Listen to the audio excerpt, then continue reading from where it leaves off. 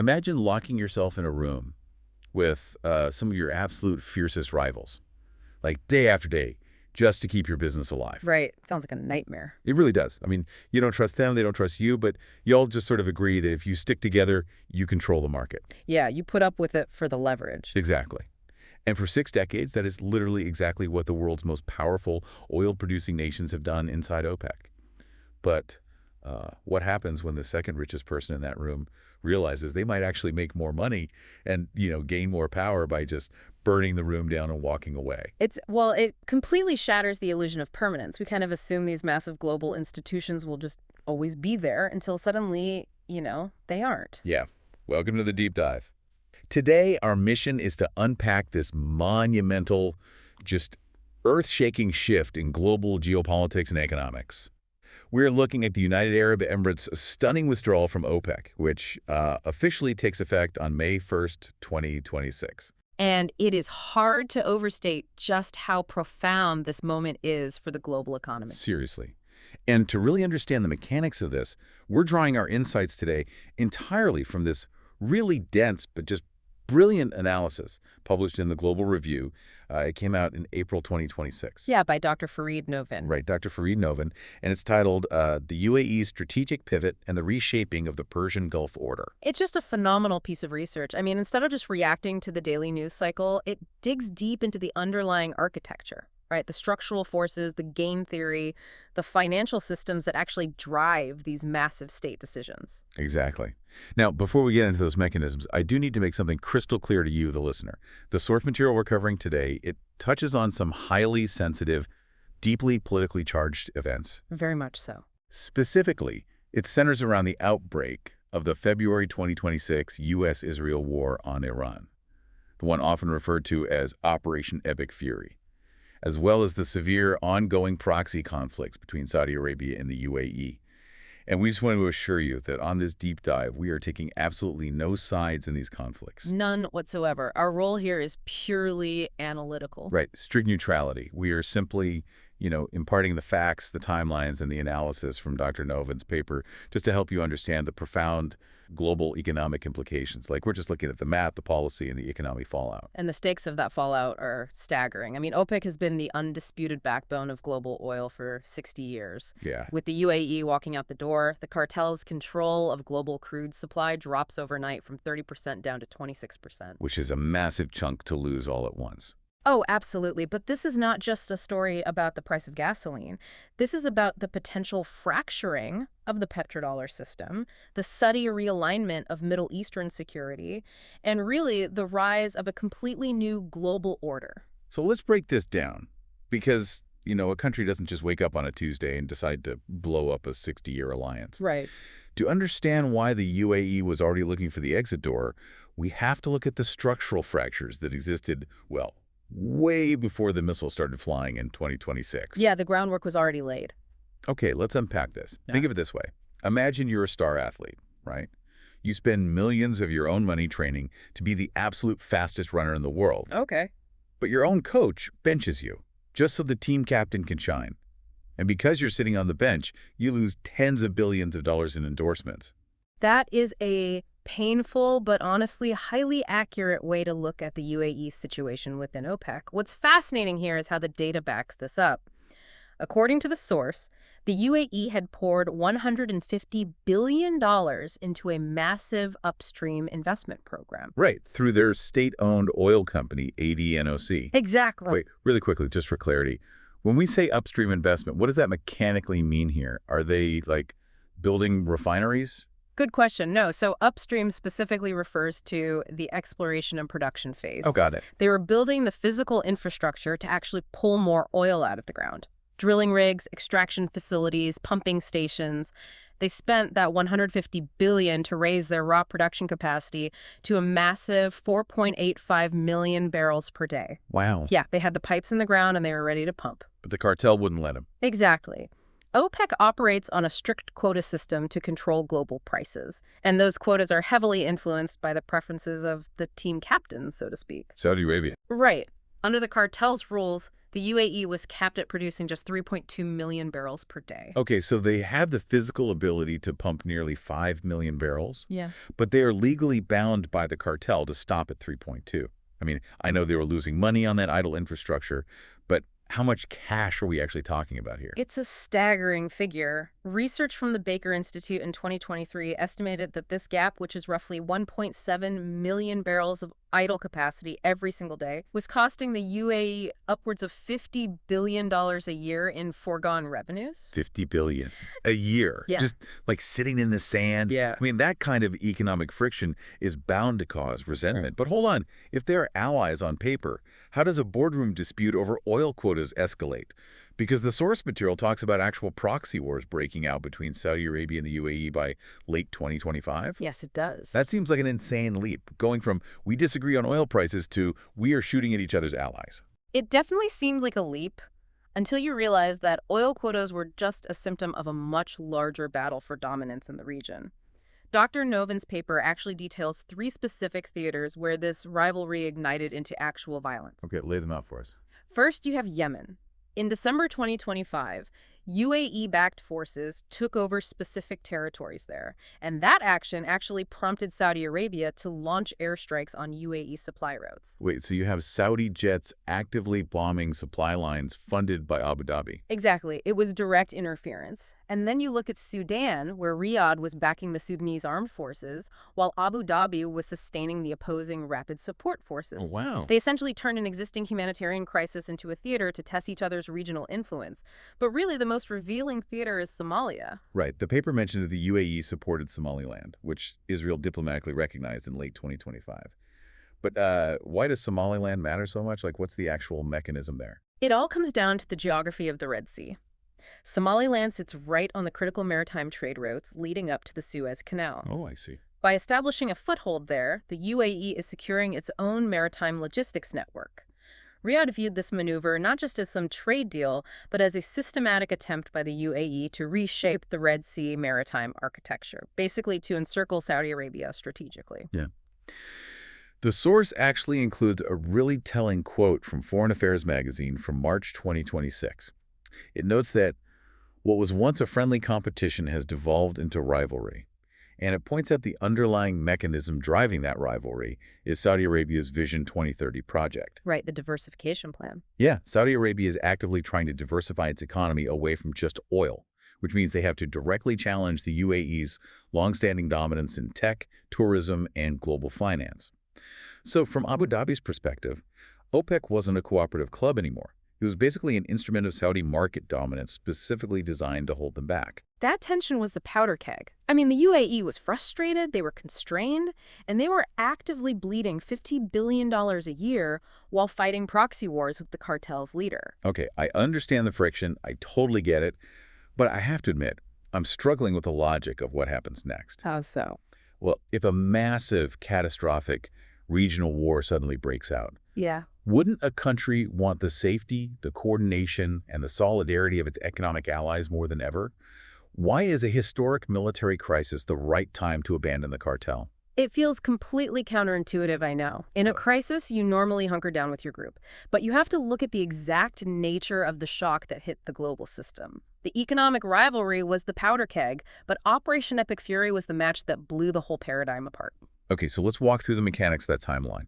On February 28, 2026, the U.S. and Israel launch Operation Epic Fury, targeting Iranian nuclear and military sites. Yes. Iran retaliates. And their retaliation isn't just, launching missiles. It's effectively closing the Strait of Hormuz. Which is the most important maritime choke point for global energy in the world. Right. And Iran doesn't just, politely ask ships to stop. They use naval mining operations, anti-ship missiles, and drone swarms to make the strait physically impassable. The global impact of that physical closure was apocalyptic for energy markets. OPEC's aggregate production fell 27%. That's huge. We are talking about 7.88 million barrels per day instantly removed from reachable global supply. Oh my God. To put that in perspective for you, that surpasses the massive global demand shock we saw during the COVID-19 lockdowns. Brent crude oil completely decoupled from normal pricing models and just skyrocketed past $110 a barrel. And for the UAE specifically, it was a nightmare scenario. I mean, the source notes their crude exports crashed 44%, dropping to 1.9 million barrels a day. Tourism collapsed overnight, capital flight began. But the real turning point, the thing that destroyed their neutrality, was that Iran directly attacked oil and gas infrastructure on UAE territory. And that answers your question about why they abandoned cartel solidarity. Prior to this war, the UAE had spent years trying to maintain a very delicate, strict neutrality between Tehran and Washington. Right. But when Iranian missiles physically hit Emirati infrastructure, that neutrality evaporated instantly. Abu Dhabi was forced, in a highly compressed time frame, to pick a side, and they decisively chose Washington and Jerusalem. The deepening of the Abraham Accords during this window is just incredible. The source details how the Israeli Defense Forces actually deployed the Iron Dome missile defense system onto Emirati soil, Operated directly by IDF personnel, too. which is reportedly the first time the Iron Dome has ever been deployed in a foreign country during an active conflict. Plus, the U.S. rapidly expanded its military footprint at the Al Dhafra Air Base in Abu Dhabi. So if you put yourself in the UAE's position, remaining in OPEC meant maintaining institutional solidarity with Iran, a fellow cartel member that was currently actively bombing your infrastructure. Yeah, that makes zero sense. At the same time, you are still structurally subordinated to Saudi Arabia's quota preferences, right at the absolute lowest point of your bilateral relations. Staying in the cartel didn't offer safety, it offered paralysis. This is the part of the paper that completely blew my mind. Because here's where it gets really interesting. Escaping OPEC makes emotional and political sense, but the timing is what makes this a masterclass in strategy. Oh, the timing is brilliant. It's like quitting a toxic job right when the entire office building is shut down for emergency repairs. You pack your desk and leave, but nobody notices your absence, and management can't retaliate because the doors are padlocked anyway. And by the time the building finally reopens, you're already a free agent. That is precisely the dynamic Dr. Novin models in his paper. And he uses Bayesian game theory to prove it. Okay, wait, let's break that down for the listener, because Bayesian game theory sounds incredibly intimidating. What actually is Bayesian calculus in this context? It sounds complex, but at its core, Bayesian updating is just a mathematical way of constantly adjusting your probabilities based on new evidence. You start with a belief, you see new data, and you update your strategy. Okay, that makes sense. Dr. Novin's model shows that under normal conditions, like when the Strait of Hormuz is open and ships are flowing, staying in OPEC is actually the mathematically optimal move for the UAE. The billions they lose following quotas are offset by the broader benefits of global price coordination and, having Saudi Arabia act as a market backstop. But the war provided new evidence. Exactly. The war created a wartime equilibrium. The closure of the Strait of Hormuz was the new data. With the strait blocked by Iranian mines and drones, the UAE's extra oil physically cannot reach the global market. Physical infrastructure and maritime security are now the things constraining exports, not OPEC quotas. Therefore, the cost of leaving OPEC basically drops to zero. Precisely. You are giving up a quota system that no longer applies to your physical reality, and the global market reaction proved the math right. Oh, right, because of the futures. Yes. When the UAE announced they were leaving the cartel, oil futures prices barely moved. Because commodity traders knew that the extra Emirati oil was trapped behind a naval blockade anyway. It was a phantom threat to prices. And it brilliantly handcuffed Saudi Arabia. Like under normal circumstances, if the UAE rage quit the cartel and flooded the market with an extra 1 million barrels a day, Saudi Arabia would retaliate. They would launch a price war, ramping up their own massive production to crash the price of oil and punish the UAE's revenues. But with the strait closed, Saudi Arabia physically cannot flood the market. It's genius. The UAE exploited this specific closing window to lock in their autonomous production freedom. So when the war eventually ends and the strait reopens, the UAE isn't asking permission from OPEC to pump oil to rebuild their shattered economy. They're completely off the leash, able to pump all 4.85 million barrels. If we connect this to the bigger picture, it is a brilliant long-term play. However, navigating that transition requires surviving the immediate crisis. We cannot forget the UAE suffered a 44% drop in exports. Escaping OPEC is a massive strategic victory for tomorrow, but it does not pay the bills today. Which brings us to the actual financial engineering required to survive a cash hemorrhage like this. And this is where the underlying systems of the global economy really get exposed. The UAE's currency, the dirham, is pegged to the US dollar. Can you explain why a drop in oil exports threatens that peg? It comes down to the mechanics of the petrodollar system. For decades, global oil has been priced and sold almost exclusively in US dollars. When the UAE sells oil, they receive dollars. They stockpile those dollars in their central bank reserves, which allows them to guarantee the value of the dirham. Right. It also forces them to invest those dollars back into US debt, which props up American financial dominance. So if your exports crash by 44%, the pipeline of US dollars flowing into your central bank suddenly dries up. Right. And S&P Global warned that a prolonged disruption to that dollar inflow could threaten their sovereign financial outlook. If you run out of dollars to defend your currency peg, you risk a catastrophic domestic financial crisis. So how did the UAE survive that immediate cash crunch? First, the source notes that in April 2026, they executed a $5.4 billion or 20 billion dirham currency swap with Bahrain to sustain regional cross-border liquidity. But the really aggressive high-stakes move happened in Washington, D.C. Yes, the meeting between UAE Central Bank Governor Balama and U.S. Treasury Secretary Scott Bessent on the margins of the IMF spring meetings. Right. The UAE went to secure a U.S. dollar swap line. Now, for the listener who might not read central bank press releases for fun, what exactly is a swap line? A swap line is essentially an emergency financial lifeline between two central banks. The U.S. Federal Reserve agrees to hand over billions of actual U.S. dollars to the UAE Central Bank in exchange for an equivalent amount of dirhams.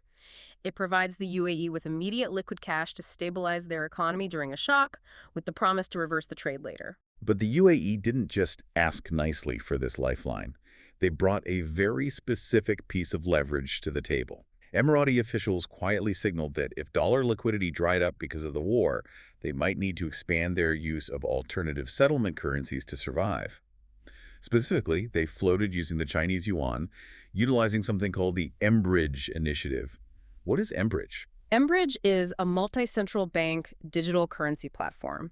In simple terms, it's a new digital pipeline being built by countries like China, the UAE, and others that allows them to trade directly with each other using digital versions of their own currencies. Oh, wow. Yeah, it completely bypasses the US dollar and the Western banking system. Which makes me wonder, are they subtly threatening the United States here? Yeah. Are they sitting across from the Treasury Secretary essentially saying, give us a dollar lifeline right now, or we start dismantling the petrodollar system today by migrating our oil trade to Chinese currency? This raises an important question about how we interpret financial diplomacy in a highly fragmented world. Dr. Novin actually outlines two competing U.S. interpretations of this move. Let's hear them. The first is the strategic leverage view. This perspective, which is very common in congressional circles, sees the UAE's posture exactly as you just described it, an implicit opportunistic threat.